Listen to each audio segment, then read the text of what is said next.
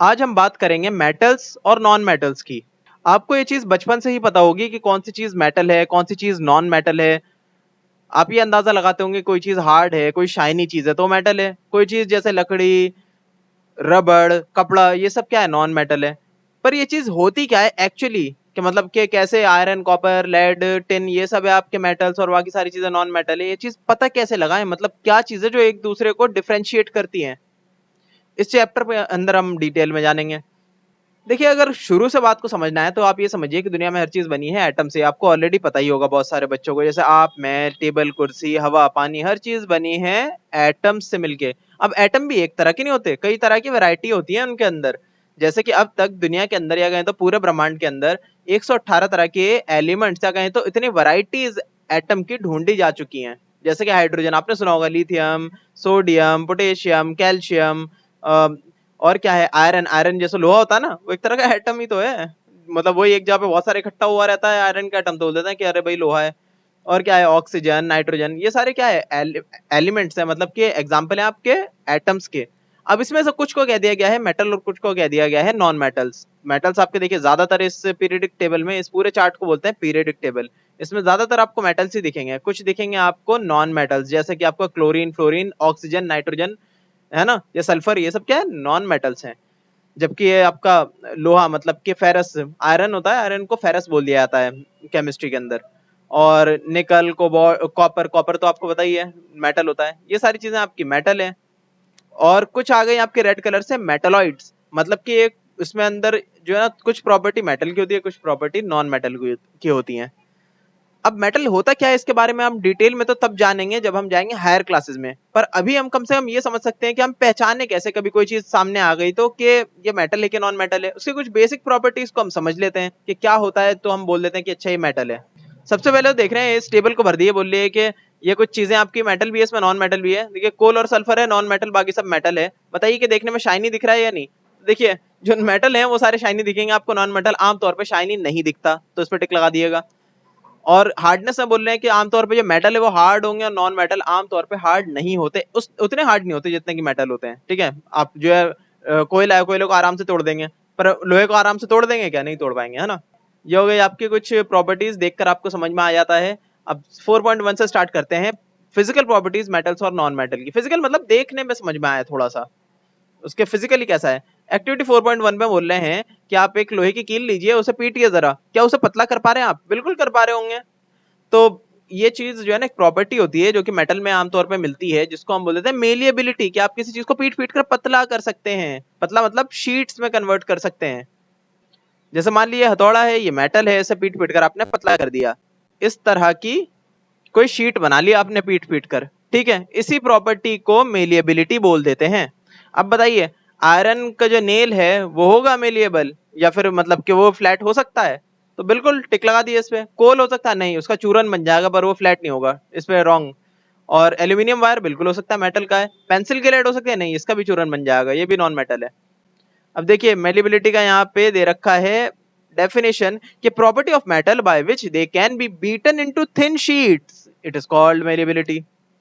आगे बोल रहे हैं कि ये तो ठीक है, आपने कभी सुना है या फिर कभी देखा है कि आपके जो भी बर्तन होते हैं घर के, वो होते तो मेटल के हैं, पर उसके जो हैंडल है वो नॉन मेटल का होता है। वो इसलिए क्योंकि नॉन मेटल जो है ना, जल्दी कंडक्ट नहीं कराता हीट को, जबकि मेटल करा देता है। और हैंडल में अगर कंडक्ट करा दिया हीट तो आपके तो हाथ ही जल जाएंगे।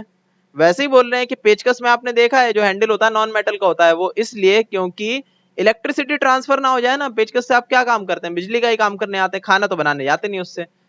तो बिजली का काम करते हुए कहीं इलेक्ट्रिसिटी पास भी हुई तो आपका हैंडल होगा नॉन मेटल का, जो कि पास नहीं करता इलेक्ट्रिसिटी को, आपका हाथ बच जाएंगे।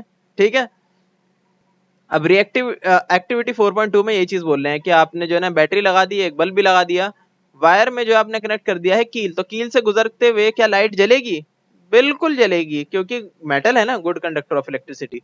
अब इसी की जगह पर आपने अगर सल्फर रख दिया तो जलेगा क्या। देखिए, सल्फर कुछ इस तरह का होता है, पीले कलर का, नॉन मेटल होता है। तो सल्फर नॉन मेटल है तो ये नहीं होने वाला, नहीं कराएगा कंडक्ट इलेक्ट्रिसिटी। कोल कराएगा क्या, ये भी नहीं कराएगा। कॉपर वायर कराएगा क्या, बिल्कुल कराएगा। यहाँ तक कि कॉपर तो ज्यादातर इस्तेमाल भी होता है कॉपर के वायर्स में, इलेक्ट्रिसिटी के वायर्स में, और उसके ऊपर प्लास्टिक लपेट दी जाती है, मतलब उसे कवर चढ़ा दिया जाता है ताकि करंट बाहर ना निकले। अब इस बच्ची को तो याद भी है कि 6th क्लास में इसने पढ़ा था कि metals are good conductor of heat and electricity. अब एक और चीज होती है मेटल के अंदर, डक्टिलिटी। डक्टिलिटी कुछ भी नहीं है, बोल रहे हैं कि अगर आप, जैसे कि आपने पीट पीट कर मेटल को बना दिया था ना इस तरह का शीट, अगर उसके अंदर ऐसी कोई प्रॉपर्टी है कि आप उसे खींच तान के तार बना सकें तो उसको बोल देते हैं डक्टिलिटी। देखिए वायर दिख रहे हैं आपको, वायर, तो इसका मतलब है डक्टाइल है। ये देखिए ये रहा वायर, खींच खींच कर बनाया होगा मेटल को वायर, तो इस प्रॉपर्टी को बोल देते हैं डक्टिलिटी।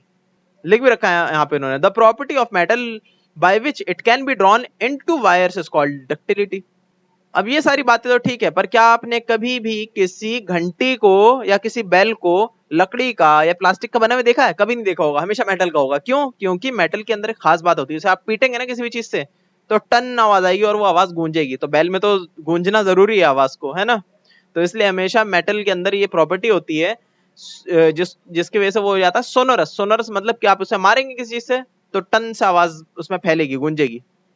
तो ये कुछ कॉमन से एग्जांपल में रिवाइज कराता हूं, जैसे कि मेटल क्या होते हैं, हार्ड होते हैं, यहाँ अलग से लिख रखा है, और लस्ट्रस होते हैं मतलब कि चमकदार होते हैं, मेलिएबल होते हैं मतलब कि पीट पीट कर आप उनके शीट्स बना सकते हैं, डक्टाइल हो सकते हैं, खींच कर आप उसका जो है तार बना सकते हैं, सोनोरस होते हैं, पीटेंगे तो टन से आवाज आएगी, गुड कंडक्टर होते हैं हीट के भी और इलेक्ट्रिसिटी के भी।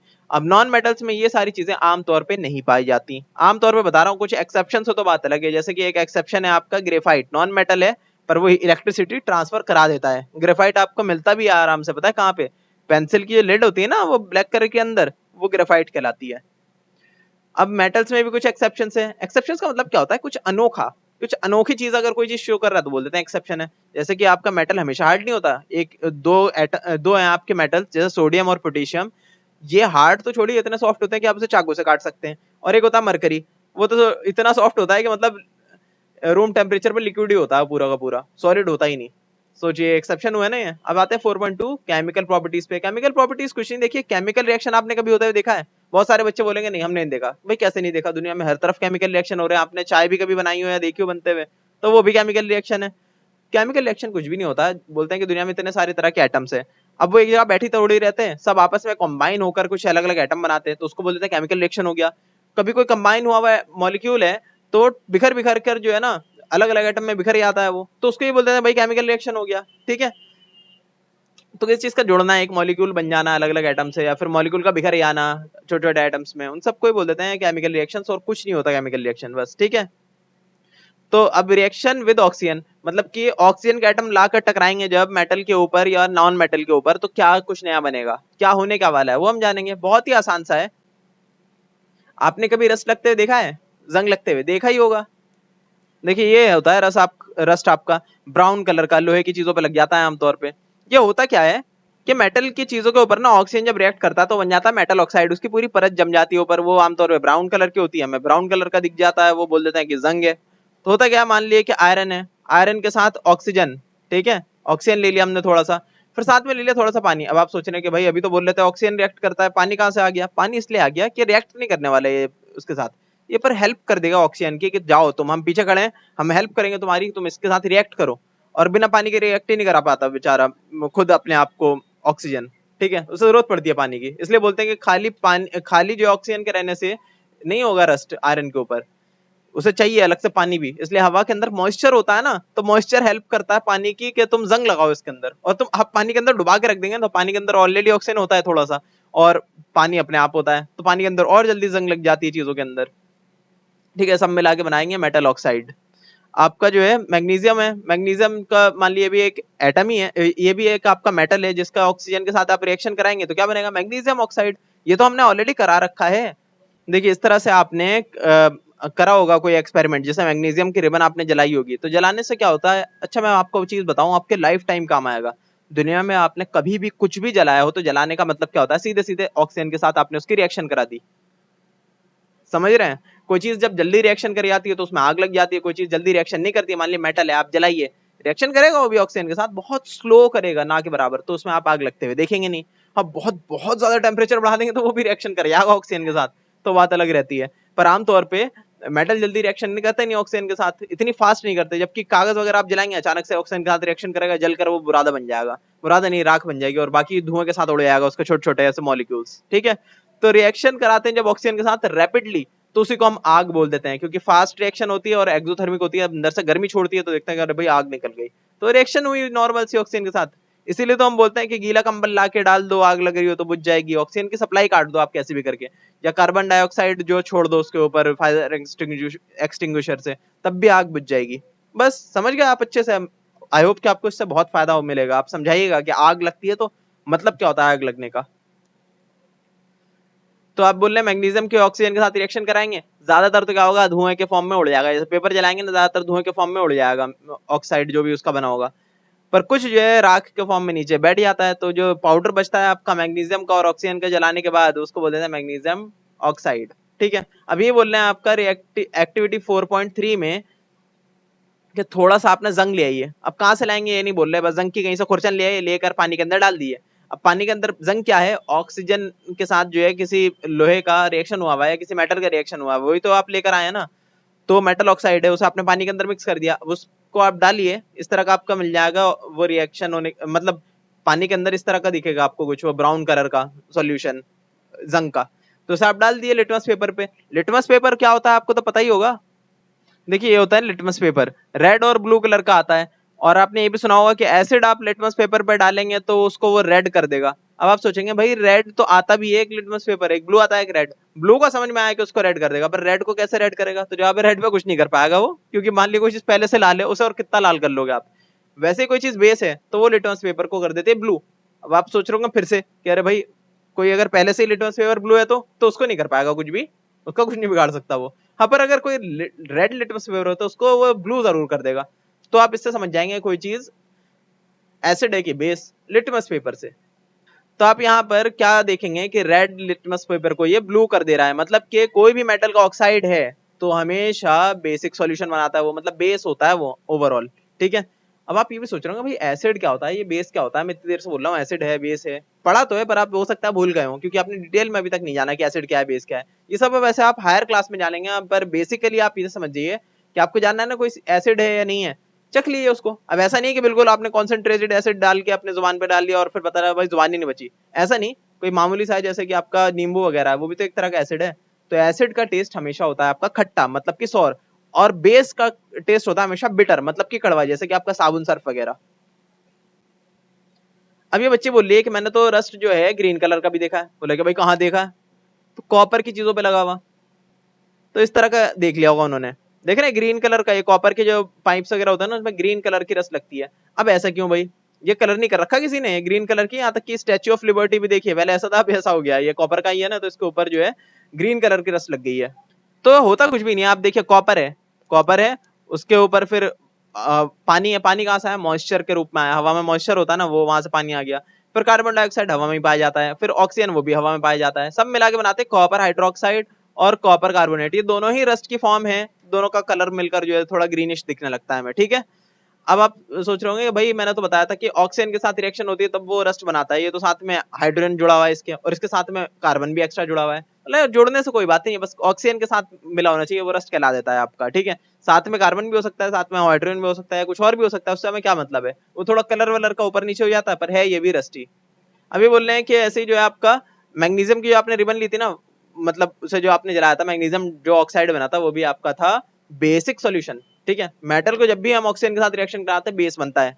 अभी अभी देख लेते हैं नॉन मेटल की जब ऑक्सीजन के साथ रिएक्शन कराते हैं तो क्या होता है। अब देखिए नॉन मेटल के साथ तो थोड़ा सा उल्टा हो जाएगा, इसने बनाया था ऑक्सीजन के साथ मिलकर बेस, पर नॉन मेटल जब ऑक्सीजन के साथ मिलेंगे बना देंगे एसिड। देख लेते हैं एक्टिविटी 4.4 में क्या बोल रहे हैं, थोड़ा सा आप सल्फर ले लिया, अभी तो बताया मैंने सल्फर कैसा होता है, ऐसा होता है। उसको थोड़ा सा ले लिया आप चम्मच के अंदर, चम्मच इन्होंने तो घर पे ही बना लिया है, तो चम्मच ले लिए, चम्मच को थोड़ा सा गर्म करिए। अच्छा, आप जो भी चीज को गर्म करते हैं ना तो समझिए कहीं ना कहीं आप उसके ऑक्सीजन के साथ रिएक्शन करा रहे हैं, स्लो स्लो करा रहे हैं पर करा रहे हैं। तो आप जब इसकी रिएक्शन करा दी आपने ऑक्सीजन के साथ, अब आप सोचिए कि अब ऑक्सीजन के साथ रिएक्शन कराने के बाद धुआं हुआ निकल के वो उड़ जाएगा वो पूरा, आपको पता कैसे चलेगा कि भाई ये एसिडिक है कि बेस है, हमें भी तो जानना है ना कि भाई सही भी बात है कि नहीं, बुक में सही लिखा है कि नहीं, एक्सपेरिमेंट कर रहे हैं।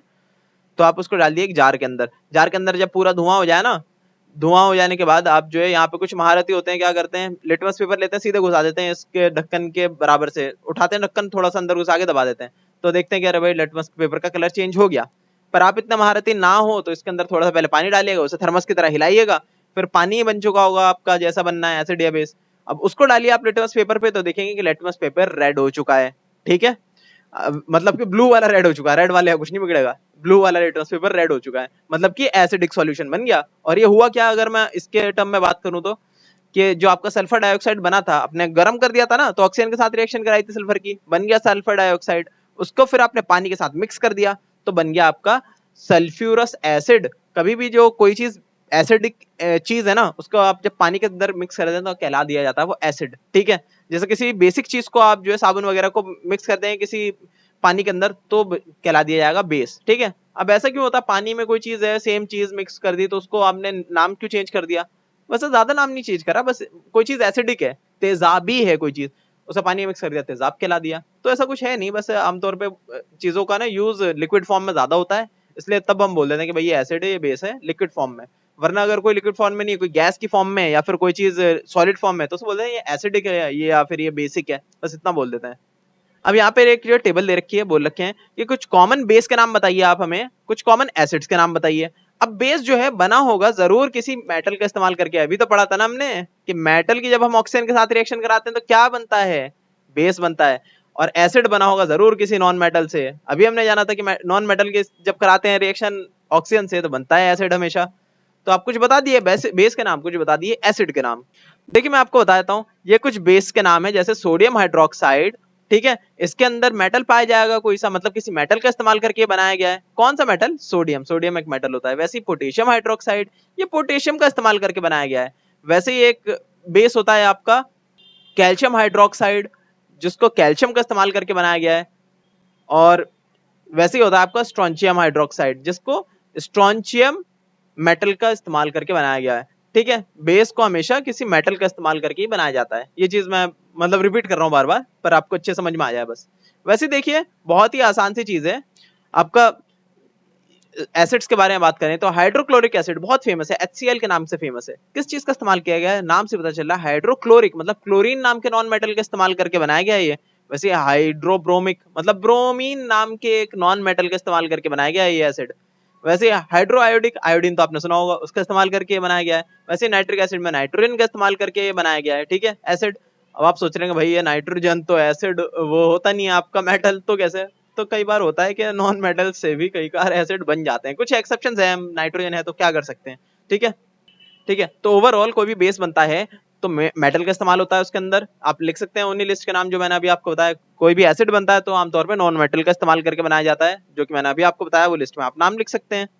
अब ये बोल रहे हैं कि याद करिए, आपने पहले की क्लास में कभी ना कभी पढ़ा होगा एसिड के बारे में भी और बेस के बारे में भी। याद करिए कौन से एसिड के बारे में और बेस के बारे में पढ़ा था आपने, और बताइए कि कौन कौन सी चीजों से मिलकर बनाया होगा वो उसे। मतलब मान लिया कि आपने HCl के बारे में पढ़ा था, तो अब आप बता सकते हैं भाई क्लोरीन का इस्तेमाल करा था वो एसिड बनाने के लिए, क्लोरीन का, ठीक है। अब देखिए बोल रहे हैं आगे, रिएक्शन विद वाटर, पानी के साथ रिएक्शन क्या होगा? देखिए आमतौर पे ना नॉन मेटल रिएक्ट करता पानी के साथ, ना मेटल रिएक्ट करता पानी के साथ, पर कुछ एक्सेप्शंस हमेशा रहते हैं। उन एक्सेप्शंस को हम देख लेते हैं, बहुत ही आसान सा है। बोल रहे हैं कि आयरन वगैरह तो कर लेता है, कुछ कुछ मेटल्स हैं बहुत स्लो स्लो रिएक्ट करते हैं। मान लिया आपने आज डाला पानी के अंदर लोहे को, तो रिएक्ट वो कुछ नहीं करने वाला, आपको देखेगा कुछ रिएक्ट नहीं कर रहा। 1 महीने बाद आकर देखें अच्छा धीरे धीरे अब जंग लग रही है इसमें, मतलब रिएक्ट कर रहा है पानी के साथ। और कुछ मतलब ज्यादातर ऐसे ही रहेंगे, बहुत स्लो स्लो रिएक्ट करेंगे, और नॉन मेटल तो करेंगे नहीं। अब प्लास्टिक की बोतल में 1 साल तक रख दिया पानी को, तब भी वो रिएक्ट नहीं करेगा, वैसे के वैसे ही रहेगा। नॉन मेटल कुछ नहीं करते रिएक्ट जल्दी, ठीक है। तो सोडियम का ये एक एक्सेप्शन है, एक्सेप्शन भी ऐसा वैसा नहीं, बहुत खतरनाक एक्सेप्शन है। बोले कि तो इतना ज्यादा रिएक्टिव है पानी के साथ कि आपने इसे खुले में पानी में डाल दिया ना तो फट जाएगा बम की तरह। तो इसे बचाने के लिए क्या करते हैं हम, केरोसिन ऑयल के अंदर, मतलब मिट्टी के तेल के अंदर डुबा के रखते हैं। अब आप हमारे तो आदत है कि भाई कोई चीज बुक में बोली तो उसे जरा टेस्ट करके जाओ लैब के अंदर। तो एक्टिविटी 4.5 में बोल रहे हैं कि आप ले लीजिए, मतलब ले ही लीजिए वो छोटा सा टुकड़ा इसका सोडियम का, और छोटा सा ही लीजिएगा, ऐसे नहीं ज्यादा ले लिया पता लैब में उड़ा दिया आपने। छोटा सा टुकड़ा ले लिए, वो भी उठाइएगा आप केरोसिन ऑयल में से चिमटे के साथ, और उठा के डाल दिए पानी में। देखें कि आग लग गई पानी के अंदर। अब वो थोड़ी देर में जब आग शांत हो जाए, पकड़ के देखिए बीकर को, तो थोड़ा गरम गरम फील होगा, क्यों? क्योंकि एक एक्सोथर्मिक रिएक्शन था, वो अंदर से बहुत सारी गर्मी निकली थी।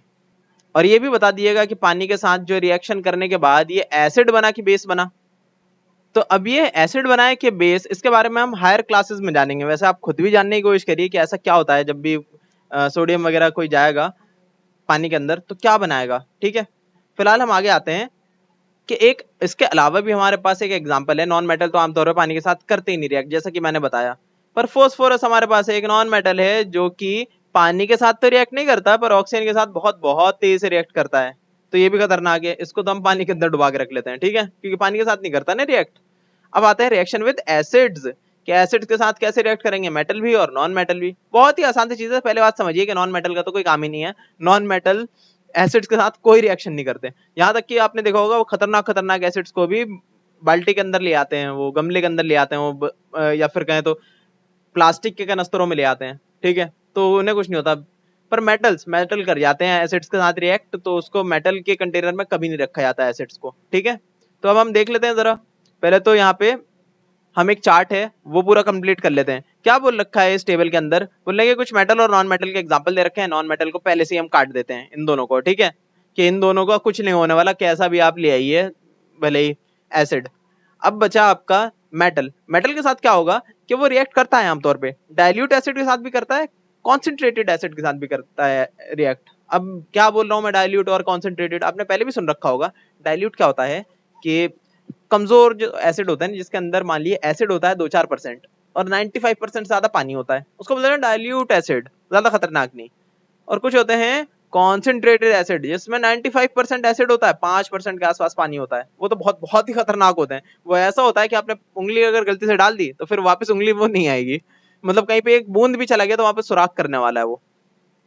बोले कि मेटल्स जो है कॉन्सेंट्रेटेड एसिड के साथ तो रिएक्ट कर ही आते हैं, पर आमतौर पे डाइल्यूट एसिड्स के साथ भी कर जाते हैं। अब इसमें भी दो एसिड दे रखे हैं, एक है थोड़ा कमजोर सा हाइड्रोक्लोरिक एसिड, और एक है थोड़ा मजबूत सा, मतलब उससे थोड़ा खतरनाक है, सल्फ्यूरिक एसिड, ठीक है।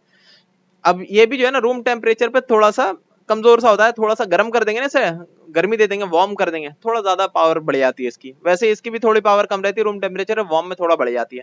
तो ये बोल रहे कि मैग्नीशियम लीजिए, चाहे एल्यूमिनियम, चाहे आयरन, चाहे कॉपर, इसे आप पहले हाइड्रोक्लोरिक एसिड से करिए, रिएक्शन कर दिया तो ठीक है, अच्छी बात है, तो उससे निकलेगी हाइड्रोजन गैस, ठीक है। हमेशा जब भी रिएक्शन करते हैं ना एसिड की मेटल के साथ, तो हमेशा हाइड्रोजन गैस निकलती है। क्यों निकलती है आप हायर क्लासेस में समझ ही जाएंगे। तो अगर हाइड्रोजन गैस निकल गई अंदर से, बुलबुले में निकलते हुए दिखेंगे, आप समझ जाइए कि रिएक्शन हो गई। नहीं हुई तो आप थोड़ा सा गर्म कर लिएगा इस HCl को। अगर तब भी नहीं हुई, मान लिए कि 2-3 तो इसी के साथ ही हो ही जाएंगे, पर अब भी कोई ढीठ सा बच गया, तो असल में मैं बताता हूँ आपको क्या होगा कि ये तीनों तो आपका कर जाएंगे इसी हाइड्रोक्लोरिक एसिड के साथ रिएक्शन, चाहे वो गर्म ही आपको क्यों ना करना पड़े।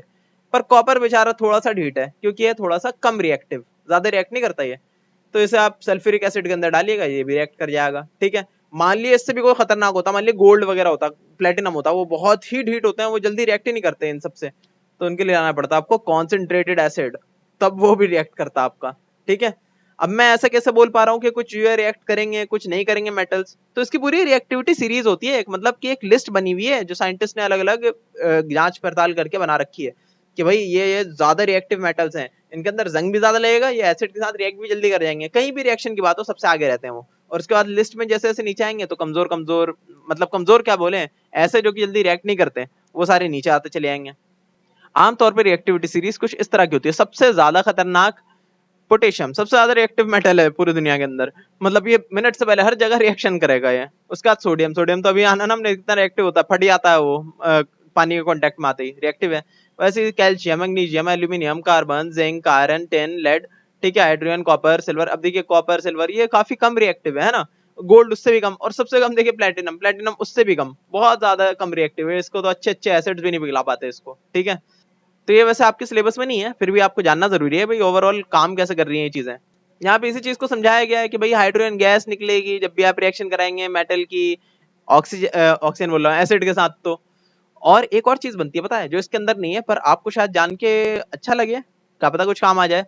बोल रहे हैं कि जैसे हाइड्रोक्लोरिक एसिड के अंदर आपने डाला मैग्नीशियम को मान लिए, तो होगा पता क्या कि ये आपका क्लोरीन, क्लोरिक लिखा हुआ है ना, मतलब क्लोरीन है, और यहाँ पे मैग्नीशियम, तो मैग्नीशियम और क्लोरीन मिक्स हो जाएगा एक साथ में, एक कंपाउंड बना लेगा, ठीक है, मैग्नीशियम क्लोराइड। और बच गया क्या, हाइड्रो, हाइड्रो मतलब हाइड्रोजन, हाइड्रोजन गैस उड़ जाएगी। इसलिए बोलते हैं कि जब भी आप रिएक्शन कराते हैं ना एसिड की मेटल के साथ, तो हाइड्रोजन गैस बाहर निकलती है, क्योंकि बच गया नीचे इकट्ठा हो गया आपका मैग्नीशियम क्लोराइड, और हाइड्रोजन गैस बेचारी अकेले रह के क्या करेगी, उड़ जाती है वो गैस के फॉर्म में, समझ गए।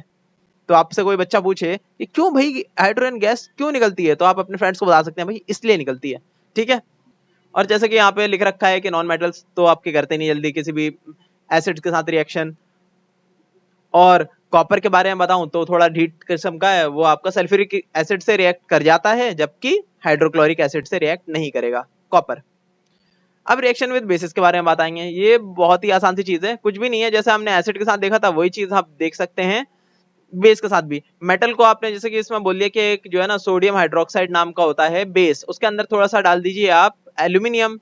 अब डालेंगे तो क्या देखेंगे कि हाइड्रोजन गैस निकल रही है, सेम वही चीज रिपीट हो रही है, मतलब कि हाइड्रोजन गैस निकलेगी इसमें भी, बेस के अंदर डालेंगे तब भी, चाहे आप एसिड के साथ डालिए तब भी मेटल को हाइड्रोजन गैस ही निकलना, सेम उसी तरह की रिएक्शन होती है। अब नॉन मेटल, अब देखिए नॉन मेटल के बारे में बात करेंगे ना, तो उसमें क्या होता है कि पहले एसिड के साथ तो रिएक्ट नहीं कर रहा था, पर नॉन मेटल जो है बेस के साथ रिएक्ट कर जाता है आमतौर पे, पर करता है तो बड़ा कॉम्प्लेक्स रिएक्ट करता है, उसके बारे में हम अभी भी नहीं पढ़ेंगे, हायर क्लास में पढ़ेंगे, अजीब गरीब चीजें बना लेता है वो, ठीक है, मतलब कि अलग अलग चीजें बनाता है अलग अलग तरह की सिचुएशंस में। आगे बोले डिस्प्लेसमेंट रिएक्शन, कुछ भी नहीं है, बहुत ही इजी चीज है। बोल रहे हैं कि मान लीजिए कि आपके पास है कॉपर सल्फेट, कॉपर सल्फेट कुछ नहीं होता, कॉपर मतलब तांबा और सल्फेट मतलब SO4 मतलब सल्फर और ऑक्सीजन, इसको पूरे को बोल देते हैं सल्फेट। अब ये एक कंपाउंड है, इसके अंदर आपने थोड़ी सी जिंक डाल दी, तो जिंक क्या करेगा, लात मार के इस कॉपर को भगा देगा अपने ही घर से और बना लेगा जिंक सल्फेट, और कॉपर को बेचारे को अकेला छोड़ देगा, ठीक है।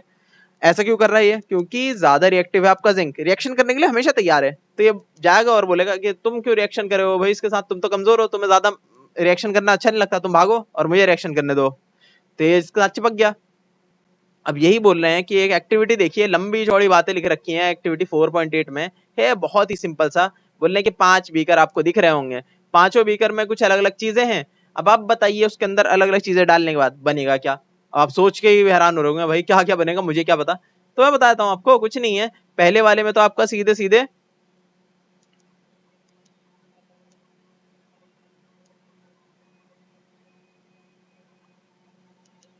कॉपर सल्फेट है जिसके बारे में अभी जाना था हमने, उसमें हम जिंक डाल देंगे तो क्या होगा, जिंक लात मार के भगा देगा कॉपर को और खुद जुड़ जाएगा SO4 के साथ, मतलब जिंक सल्फेट बन जाएगा, कलर चेंज हो जाएगा इसका। दूसरे वाले में भी कॉपर सल्फेट ही है, पर इसके अंदर हम आयरन डाल देंगे। अब आयरन भी खतरनाक है भाई कॉपर के मुकाबले, कॉपर को वो भी लात मार के भगा देगा, खुद जो है आयरन सल्फेट के साथ मिक्स करके आयरन सल्फेट, या फिर कह सकते हैं आप फेरस सल्फेट बना लेगा। फेरस क्यों, क्योंकि आयरन को जो है ना केमिस्ट्री के अंदर फेरस बोला जाता है, ठीक है। अब सी में क्या है, जिंक सल्फेट है, बोल रहे हैं कि जिंक सल्फेट है, इसके अंदर आपने डाल दिया कॉपर, कुछ होगा, कुछ नहीं होने वाला, क्योंकि कॉपर है बेचारा कमजोर और जिंक है मजबूत थोड़ा सा, वो पहले ही कुछ नहीं कर पाया तो कॉपर अब क्या कर लेगा, कुछ नहीं कर पाएगा, वैसे के वैसे कोई रिएक्शन नहीं होगा। डी में क्या बोल रहे हैं, आयरन सल्फेट है, इसके अंदर कॉपर डाल दिए, आयरन भी मजबूत है कॉपर के मुकाबले, इसके सामने भी कॉपर की नहीं चलने वाली, आयरन सल्फेट अपनी जगह पे रहेगा, कोई चेंज नहीं आएगा। ई वाले में क्या बोल रहे हैं, जिंक सल्फेट है, इसके अंदर आप डाल दीजिए आयरन, मैं ये सारी चीजें यहां से पढ़ के बोल रहा हूँ। ई में देखिए जिंक सल्फेट है, उसके अंदर डाल दीजिए आप आयरन, आयरन डालेंगे तो देखिए आयरन है तो मजबूत, पर जिंक के मुकाबले नहीं, जिंक जो है आपके रिएक्टिविटी सीरीज में ऊपर आता है, ज्यादा रिएक्टिव है, तो उसके सामने आयरन की नहीं चल पाएगी, तब भी कोई रिएक्शन नहीं होगा। समझ गए आप, कितनी आसान सी चीज थी। आगे देखते हैं। इस बच्चे को अभी भी नहीं समझ में आ रहा कि जो लास्ट वाले 3 बीकर थे C, D और E, वहां पे कोई रिएक्शन क्यों नहीं हुआ, क्यों, क्योंकि उसमें जो चीज आप डाल लेते हैं अलग से, उसके बाद इतनी ताकत ही नहीं थी कि हटा सके दूसरे उसके कंपाउंड में से उस दूसरे वाले मेटल को, ठीक है, इसलिए वहां पे कोई रिएक्शन नहीं हुई। और ये चीज यहां से यहां तक इन्होंने समझा रखी है लंबे चौड़ी बात करके। अब बोल रहे हैं 4.3 में, जब हमारा लेसन खत्म होने को आया लगभग, यूज बताइए मेटल का और नॉन मेटल का। बहुत ही आसान है, देखिए यूज में क्या बात करूं मैं, मतलब बात ही क्या करूं, इतने सारे यूज हैं आपके, मेटल की भी और नॉन मेटल की भी। मेटल का सोचिए, मशीन बनानी हो आपको, चाहे ऑटोमोबाइल्स की बात करिए, मतलब गाड़ी ट्रक वगैरह बनाना, चाहे एरोप्लेन्स बनाना हो, ट्रेन बनाना हो, satellites, industrial gadgets, cooking utensils, और पता नहीं क्या क्या कुछ नहीं, हर चीज आप जो मोबाइल में देख रहे होंगे, वो भी मोबाइल के इतने सारे पार्ट्स मेटल के ही बने होंगे। तो ठीक है, बहुत सारे काम है आपके मेटल्स के। नॉन मेटल्स की बात करूं तो उससे भी ज्यादा, दुनिया में हर तरफ नॉन मेटल ही नॉन मेटल है। हवा है, आप जो सांस लेते हैं वो भी नॉन मेटल है, और इसके अलावा जो है प्लांट्स की जो ग्रोथ हो पाती है वो भी नॉन मेटल्स के जरिए होती है, फर्टिलाइजर्स मैन्योर जो होते हैं नॉन मेटल्स होते हैं, और वाटर प्यूरिफिकेशन का जो मेथड होता है वो भी नॉन मेटल्स के जरिए पॉसिबल हो पाता है। और आपके जो एंटीसेप्टिक लोशंस वगैरह बनते हैं वो सब कैसे बन पाते हैं, नॉन मेटल ही तो था वो भी। फायर क्रैकर्स, पटाखे वगैरह नॉन मेटल्स होते हैं। ये तो बस थोड़े से हैं, उसके अलावा आप सोचिए दुनिया में हर जिंदा चीज नॉन मेटल और मेटल को मिला के ही बनी हुई है, हर जिंदा चीज। उसके अलावा कंपाउंड है, उसके अलावा मटेरियल है कहाँ दुनिया के अंदर मौजूद, खाली मेटल है या फिर नॉन मेटल है। कुछ है मेटलॉइड्स जो मैंने बताया, कुछ 5-6 तरह के बस, बाकी सब तो मेटल है, नॉन मेटल ही है दुनिया के अंदर हर चीज। मतलब इतने सारे जो आपके एटम्स हैं वो सब मेटल हैं या फिर नॉन मेटल हैं। अब यही बच्ची बोल रही है कि मैग्नीशियम जो है मैंने सुना है कि प्लांट से पाया जाता है, वो होता क्या है और किस फॉर्म में होता है। मैग्नीशियम एक तरह का मेटल है और वो पाया जाता है बहुत ही पाउडर के फॉर्म में, पाउडर भी नहीं, पाउडर से भी बहुत छोटे बारीक फॉर्म में पाया जाता है और बहुत ही कम मात्रा में प्लांट्स के अंदर। और खाली यही क्या, इस तरह से बहुत सारे मेटल्स पाए जाते हैं प्लांट के अंदर और नॉन मेटल्स तो पाए जाते हैं। वैसे ही बोल रहे हैं कि डॉक्टर बोलता है कि अनीमिया हो गया आपको या फिर कहते हो बॉडी के अंदर आयरन की कमी हो गई है, इसका क्या मतलब है? क्या वही वाला आयरन होता है कि वो कील ठोकने वाला, मतलब कील?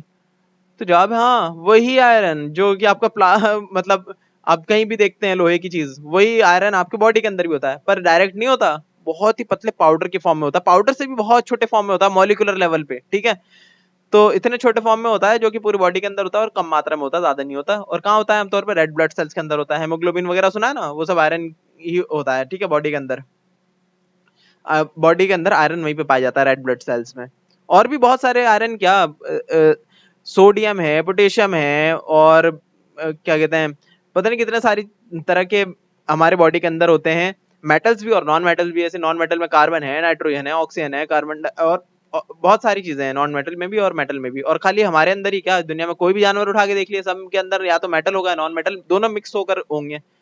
और कोई भी प्लांट उठा लिया, उसमें भी मेटल होगा और नॉन मेटल होगा। मिट्टी में भी और हर जगह पे भी आपको दोनों चीजें मिक्स हुई मिल जाती हैं अक्सर, ठीक है। तो यहाँ पे हमारा चैप्टर कंप्लीट होता है। बहुत ही आसान सा चैप्टर था और बहुत कुछ सीखने को मिला।